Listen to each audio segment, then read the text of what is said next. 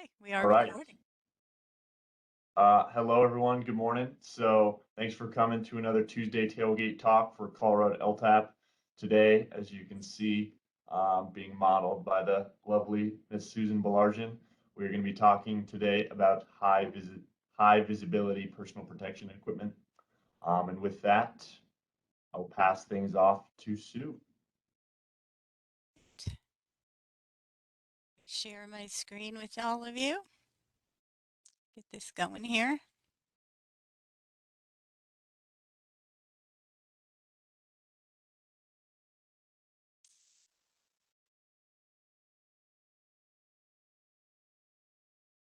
Okay, can everybody see that? Let's start at the beginning.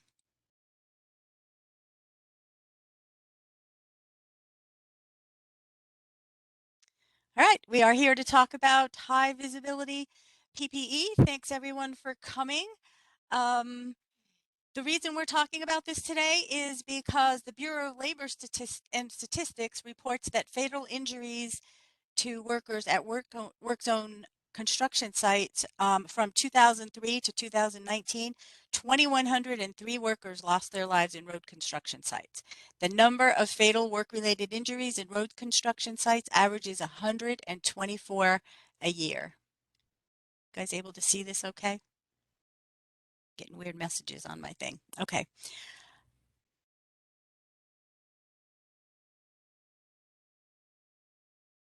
I know that you don't all fall under the OSHA standards for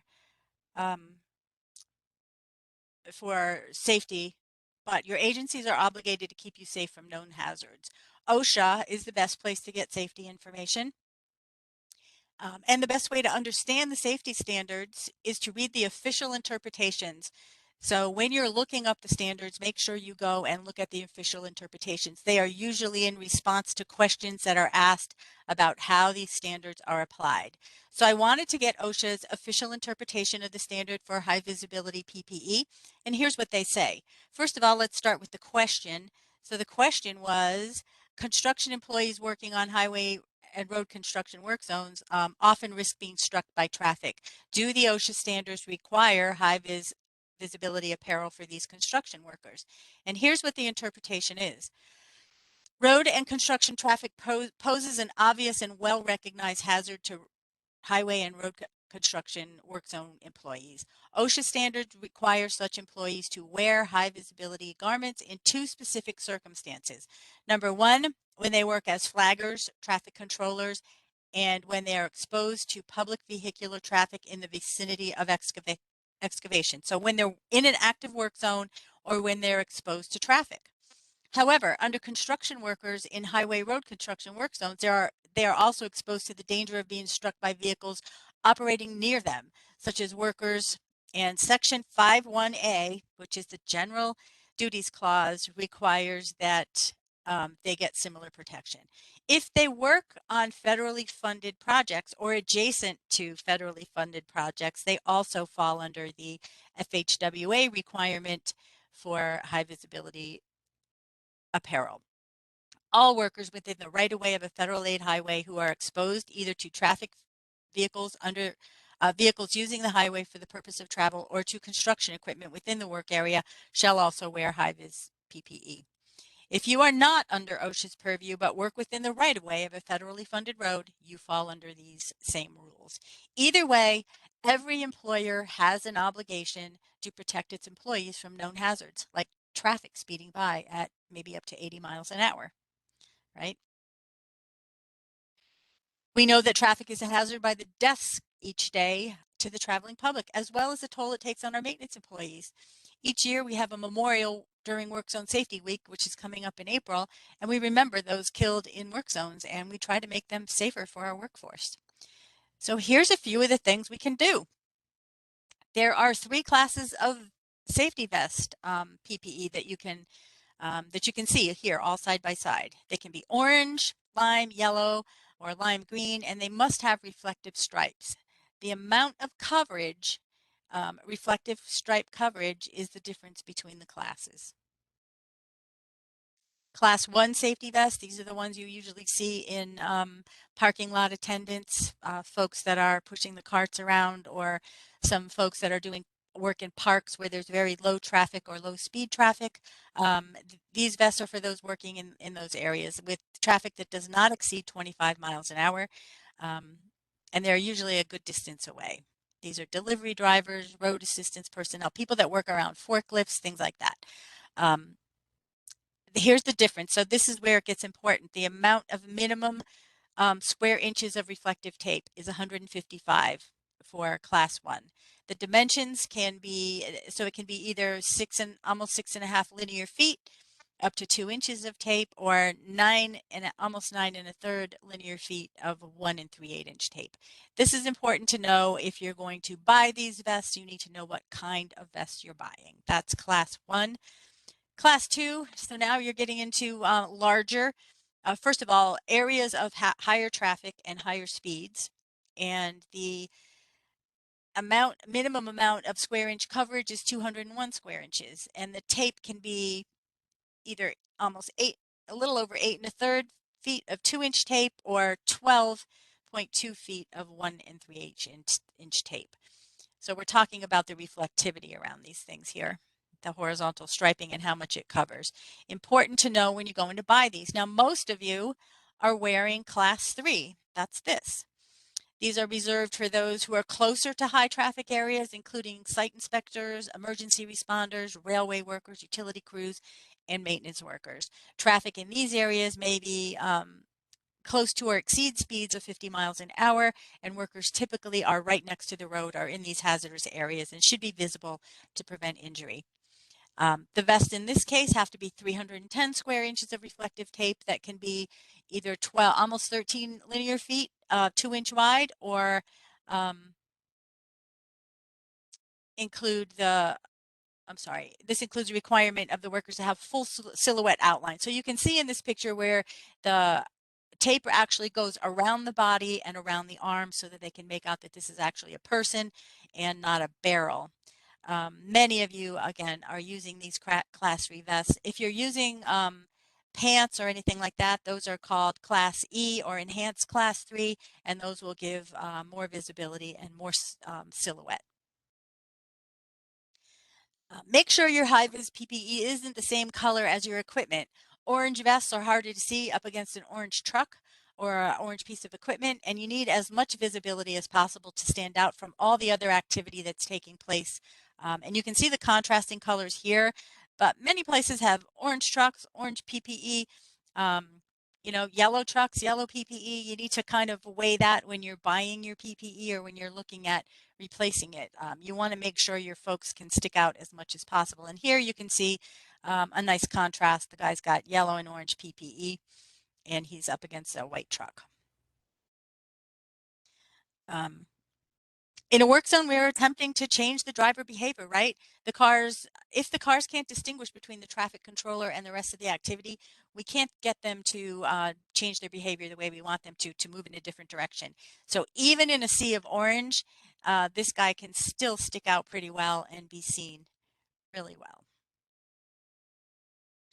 So how do you know when your PPE is going to be hazardous, right? So it may not always be fire resistant. You need to know what it will be used for. You need to know the hazards that you're going to be working in, and you need to know what you're wearing, right? You need to read the label. So this stuff is not always fire resistant, and you can see a picture here of something that caught fire when a spark from a grinder hit it. Make sure you know whether it is fire resistant and that you're not using it around equipment that can be hazardous, like grinders or chippers that can catch on it, torches, welders. You need to know the hazards again and read the label. A bit more about that in a minute. So here's some more.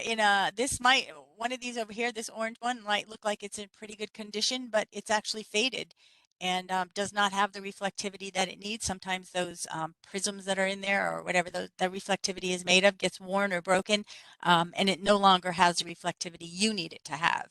And then we all probably are all guilty of having the dirty vest, right? gets covered with asphalt or dirt or mud or whatever you guys are getting into, the reflectivity is diminished and it no longer has that silhouette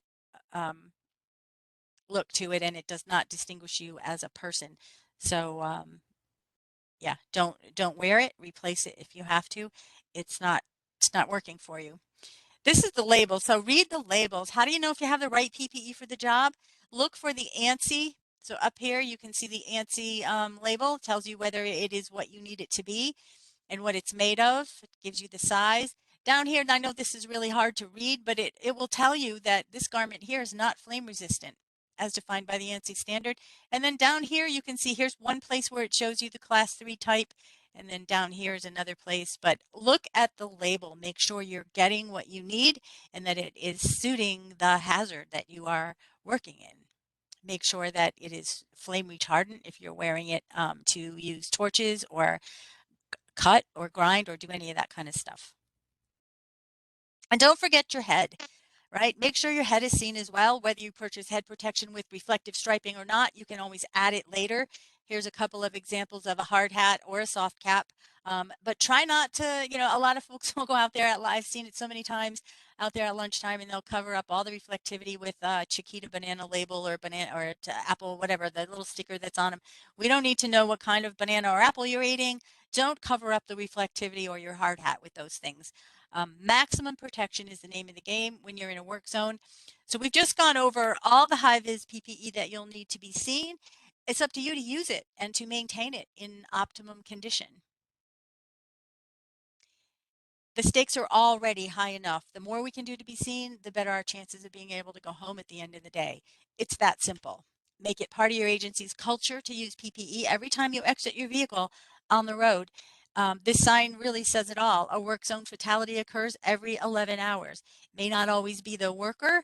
In fact, most of the time it's not, but why take the chance? Be seen out there. So let's go over the key points. First of all, every employer has a responsibility to protect its employees from known hazards, including traffic. Reflectivity or high visibility PPE is your primary protection. Use class 3 PPE for your work in most cases if you're out there with traffic that goes over 50 miles an hour or you're in close proximity to the traffic. Read the label to know the limitations of the PPE that you're using and make sure you replace it when it's worn and not working for you anymore because it's lost its reflectivity.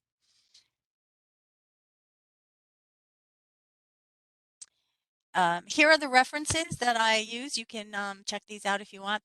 A lot of this came from the North Dakota LTAP and the OSHA standard interpretations. So thank you for attending the Colorado LTAP Safety Talk. Again, I hope you found the high-vis safety apparel safety topic helpful and that you're able to incorporate it into your daily routine. Our workspaces are in hazardous areas, right? They're not always in offices like this. I certainly don't need PPE in this office, but the traveling public has to see us so that we can be safe.